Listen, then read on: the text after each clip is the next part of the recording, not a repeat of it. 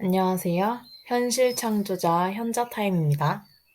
이 채널에서는 여러분들께 주옥 같은 책들을 통해 책 속 귀한 정수를 담아 여러분들께 전달드리고자 합니다. 오늘 소개드릴 책은요. 신의 장병두의 삶과 의술 이야기. 맘 놓고 병 좀 고치게 해주세요. 장병두 구술 및 감수. 박광수 역금. 정신세계사입니다. 이 책은 완전 절반이라고 하죠. 앞으로 책이 나오지는 않을 것 같고요. 이 책에 정말 소중한 내용들이 많이 담겨져 있어서 이걸 여러분들께 좀 나누고자 방송을 켜게 됐고요.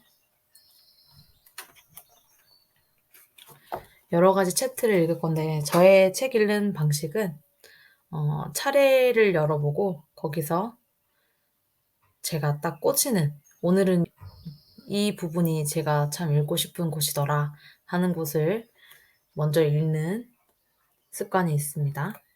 그래서 오늘은 제3부 장병두 할아버지의 건강충고 부분부터 읽어보도록 하겠습니다.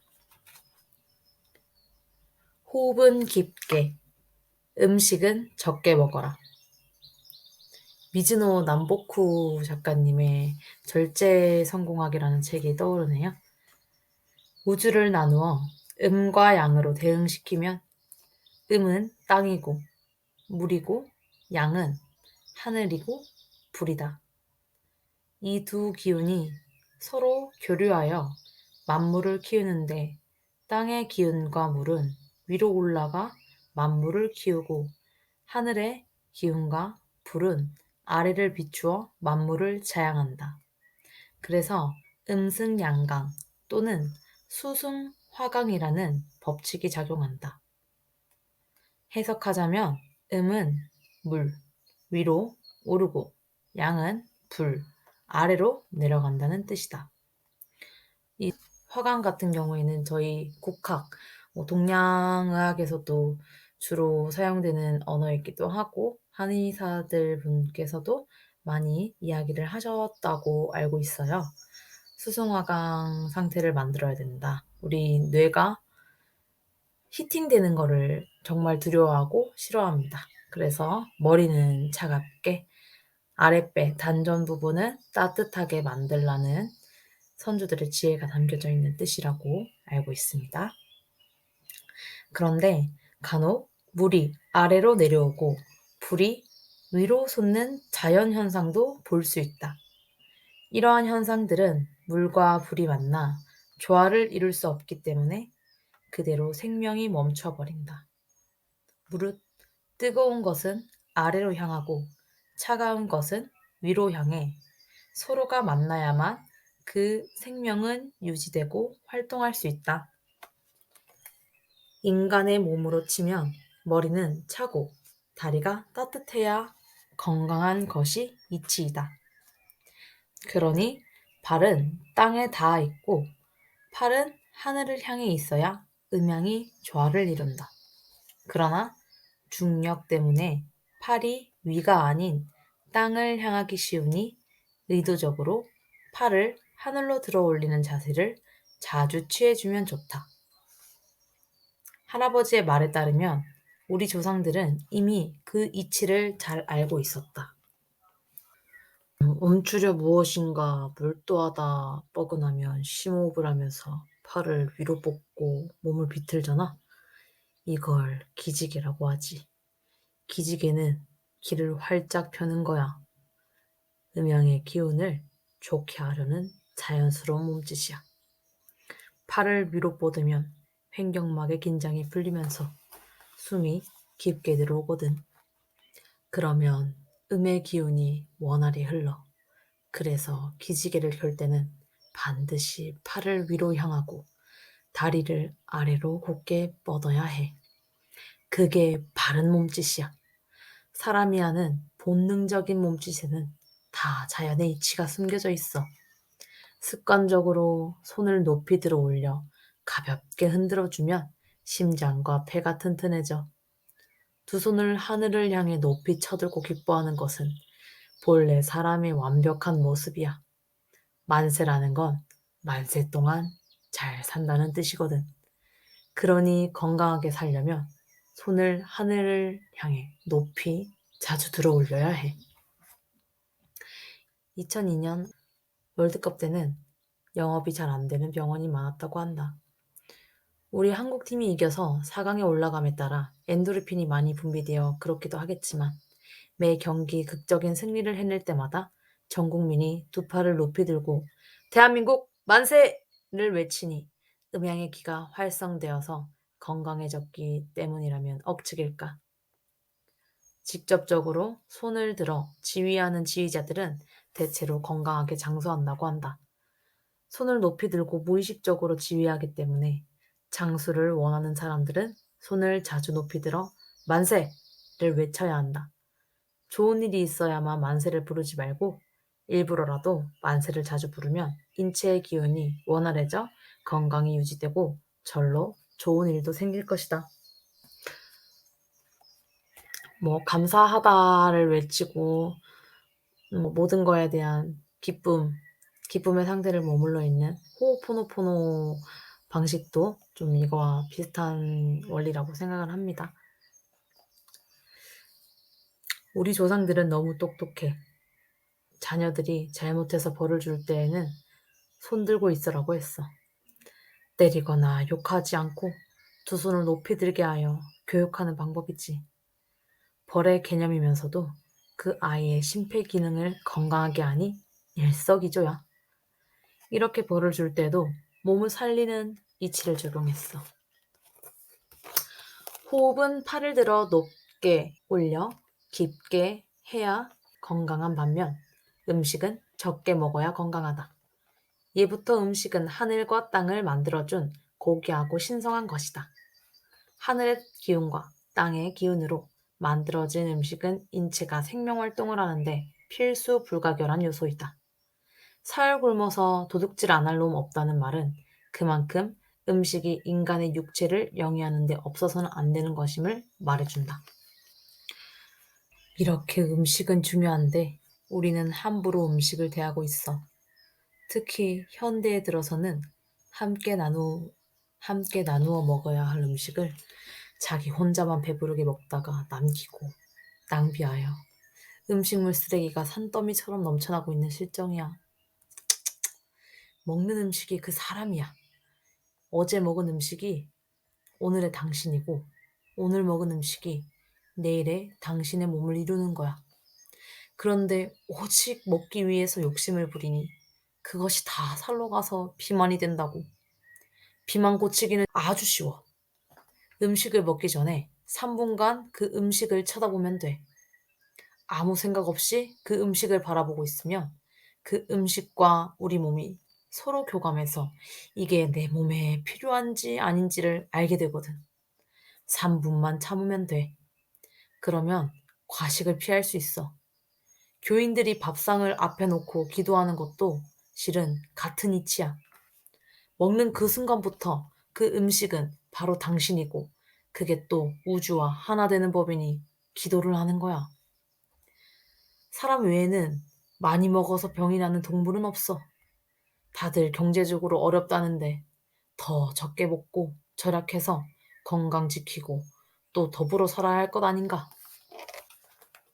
실제로 음식 명상 중에서도 그 음식 식사하기 전에 앞에 음식을 놓고 음식을 바라보면서 어떻게 생겼는지에 대한 그 생김새를 이렇게 관찰하고 파악하는데 그 음식을 쳐다보면서 떠오르는 생각들을 흘려보내고 그냥 내려놓고 음식을 먼저 2-3분간 바라보고 그 음식을 입에 넣어서 모양을 혀로 느껴보고 맛도 느껴보고 이런 음식 명상이 있어요. 여러분들도 식사하기 전에 그런 음식 명상 한번 진행해 보시고 다이어트나 또는 식단 조절에 조금이나마 도움이 되셨으면 합니다. 미국의 과학자들은 최근에 사람의 노화를 더디게 하는 방법에 대해 연구하고 있는데 그들에 따르면 사람이 늙는 원인은 음식물을 먹을 때 체내에서 형성되는 프리 레디컬스라는 분자 때문이라고 한다. 소화액과 함께 생겨나는 이 분자가 세포를 파괴해 노화를 촉진시킨다는 것이다. 따라서 무드셀라라는 유전자로 이 분자를 파괴하면 노화가 늦춰진다는데, 무드셀라는 성경에 969년을 살았다고 적힌 인물에서 유래된 이름이다. 동양에서는 기원전부터 음식에 의한 도구로 사람이 죽는다는 사실을 알았다. 그리고 음식물과 직접 관계를 맺고 있는 비장과 위장이 노화와 깊이 관련되어 있다는 것도 알았다. 할아버지는 음식이 사람에게 생명을 주지만 또한 죽음으로 이끌기도 한다며 물과 배의 숙명을 비유로 들어 설명한다. 물이 배를 띄우지만 또한 물이 배를 뒤집어. 수능제주요, 수능복주라는 말이 있어. 배는 물이 있어야만 그 기능을 다하지만 반대로 물 때문에 그 유명을 달래야 한다는 뜻이야. 자연의 이치가 그래. 이 말을 곰곰이 인체에 적용해서 생각해보면 거기에는 놀라운 지혜가 담겨져 있지. 사람도 음식을 먹어 살아가지만 반대로 그 음식 때문에 죽는다는 거야. 한번 생각해봐. 오늘날 암을 비롯해 당뇨, 중풍, 그 밖에 여러 난치와 불치병들이 왜 생기는지. 음식을 잘못 먹거나 많이 먹어서 생긴다 이거야. 중병에는 1차적으로 굶어야 해. 그리고 회복기에는 소식을 해야 하고.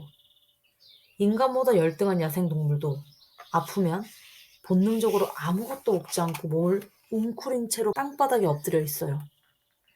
아무리 맛있는 먹이가 눈앞에 있어도 거들떠보지를 않아. 집에서 키우는 개도 마찬가지야.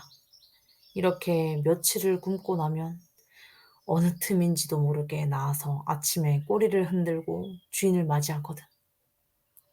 사람이 아파도 음식을 먹지 않으면 며칠 동안에 다 회복할 수 있다. 우리 몸이 아픈 경우에는 대부분 음식을 잘못 먹은 탓이다. 심하게 아플 때 입맛이 없는 것은 음식을 먹지 말라는 몸의 신호다. 몸에 노폐물이나 독소가 많으니 당분간 그런 노폐물과 독소가 든 음식을 끊고 몸을 조절하라는 명령이다. 그러면 몸은 자연 치유력을 발휘해서 독소를 땀이나 구토, 설사 등으로 내보낸다. 실제로 제가 이제 뇌교육학과에서 배웠던 것도 우리 몸은 전체적으로 면역 기능이 자동 활성화가 돼 있다 보니까 몸의 반응은 엄청 빠릅니다. 자율신경계를 통해서 이제 우리 뇌에 접속을 해서 직접적으로 이런 영양분에 대한 것들을 공급하기도 하지만 또 반대로 뇌에서 운동신경을 자극시켜서 먹지 않도록 그렇게 자율신경계를 통해서 신경계가 움직이고 있다고 하니 이것도 참고하시면 좋을 것 같습니다. 배웠다고 하는 의사들과 또 교양과 상식이 풍부한 현대인들은 먹는 것에서 벗어나질 못해. 그래서 병에서 회복하려면 단백질이 풍부한 음식을 더 먹으라고 권한단 말이야. 음식을 끊으면 병이 더 악화된다고 단순하게만 생각해요. 또 빈속에는 약을 먹으면 안 된다고 성화하니까 마음 약한 환자들은 꾸역꾸역 밥을 안 먹을 수가 없어요. 곡기를 끊고 독소를 빼야 나을 병인데 계속 이것저것 먹어대니 그게 낫겠어? 밥에다 약에다 몸이 더 망가지지. 감기 걸렸을 때도 한 사흘만 굶으면 낫는데 밥 먹고 약 먹으면 일주일도 넘게 간다고. 현대의학은 무조건 잘 먹으라고 하잖아. 뭘 잘 먹으라는 거야?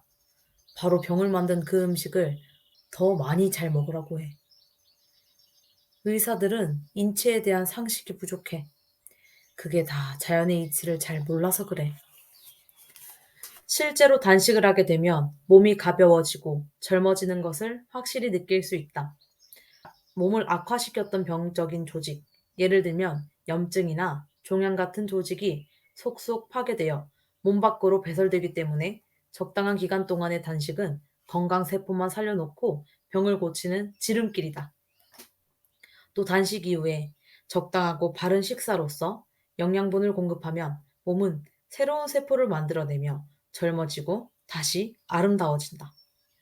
실제로 이 세포들 이게 생겨나는 주기가 사람마다 조금 다르긴 하지만 통상적으로 2-3 개월 빠르면, 근데 몸 세포가 전체가 바뀌려면은 약 11 개월 정도 걸린다고 이야기를 합니다. 직접 경험해 보지 못한 사람들은 병이 들었을 때의 단식을 다소 위험한 짓으로 받아들일 수도 있다. 그러나 실제로 음식을 끊고 생수만 마시며 2-3 일을 지내다 보면 몸이 상쾌해지는 기분을 느낀다. 인간에게는 먹는 즐거움도 있지만 뱃속이 비어 있는 즐거움도 있다. 배가 부르면 육체와 정신이 게을러진다. 지나친 식도락은 병을 부른다. 심각한 성인병이 다 먹는 것에서 온다. 그러니 병에서 회복하려고 하는 환자들은 반드시 뱃속부터 비워야 한다. 십장색인 학이나 거북의 장, 창자에는 아무것도 들어있지 않다. 창자가 비어있으니 오래 산다. 진정한 건강은 배가 비어있을 때에 찾아온다. 신선이 육식으로 포식을 했다는 이야기를 들어본 적이 있는가? 예수가 40일 동안 굶고서도 사람은 떡만으로 사는 것이 아니라고 설교한 것은 아마도 먹지 않고도 영생할 수 있는 비밀을 알았기 때문일 것이다. 그래서 할아버지는 목숨을 위하여 무엇을 먹을까 염려하지 말라고 가르치신다. 배가 부르면 미련함이 따르고 배가 비면 지혜가 스친다. 오늘은 여기까지 나눠보도록 하겠습니다.